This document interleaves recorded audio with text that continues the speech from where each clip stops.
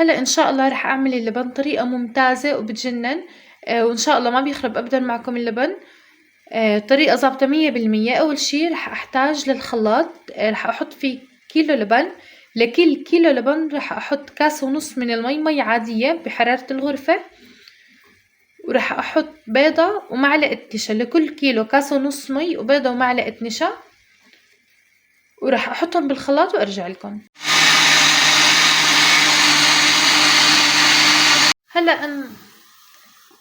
هلا انا عندي هيك خلطت اللبن صار جاهز. هلا رح احتاج لهي المنخلة، هي كتير ضرورية وبتساعد كتير على نجاح اللبن. رح احطها على الطنجرة واسقط عليها اللبن. رح احطها بهي الطريقة وسقط عليها اللبن.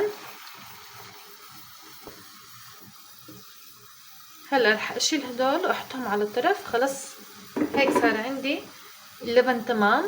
هلا رح اشغل الغاز على الواطي واضلني احرك فيه بنفس الاتجاه. اهم شي بنجاح اللبن انكم تحركوا بنفس الاتجاه، ما تغيروا الاتجاه وما تتركوه لحد ما يغلي. بيطلع معكم اللبن ان شاء الله ممتاز. كمان من اهم الشغلات انه ما تغطوا اللبن ابدا طول ما هو دافي او سخن، ابدا ما يتغطى اللبن حتى ما يخرب. طبعا ان شاء الله انا بهذا اللبن راح اعمل اليوم طبخة ششبرك. طبخة الششبرك انا قبل بوقت نزلتها بفيديو قديم طريقتها بالتفصيل، وهلا رح احكي لكم اياها بالسريع. لعجينة الششبرك حطيت كاسة طحين ومعلقة صغيرة من الملح ومعلقة كبيرة من الزيت ونص كاسة مي دافية. عجنتهم سوا كتير منيح وتركتهم يرتاحوا 5 دقايق، وبعديها بلشت احشي باللحمة. للحشوة حطيت حبة بصل مفرومة ناعم وسقطت عليها اللحمة، وحطيت ربع معلقة صغيرة من الملح ومن البهار اللحمة. وفيكن تحطوا كزبرة خضراء او كزبرة ناشفة وسن توم مهروس.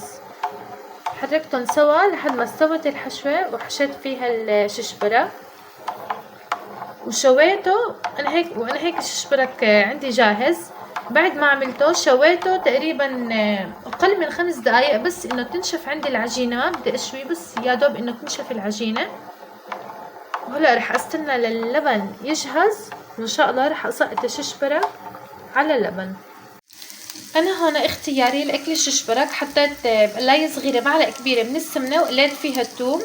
هلا رح اسقطها. فيكم كمان تحطوا كزبرة، انا ما رح احط لاني حطيت بالحشوة، وفيكم تخلوها على جنب للي بحب. انا هون تقريبا جهز عند اللبن بلش يفور. صار جاهز ان شاء الله. شايفين ما احلاه، ولا اي تكتلات ولا اي تقطيع. هلا رح اسقط الششبرك شوي شوي عليه بالتدريج.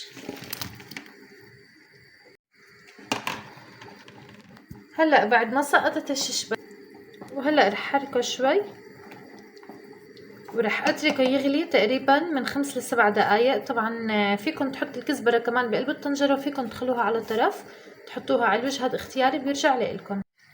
انا هون صار له 5 دقايق عم يغلي. رح اطفي الغاز وهيك بتكون اكلة الششبرك عندي جاهزة.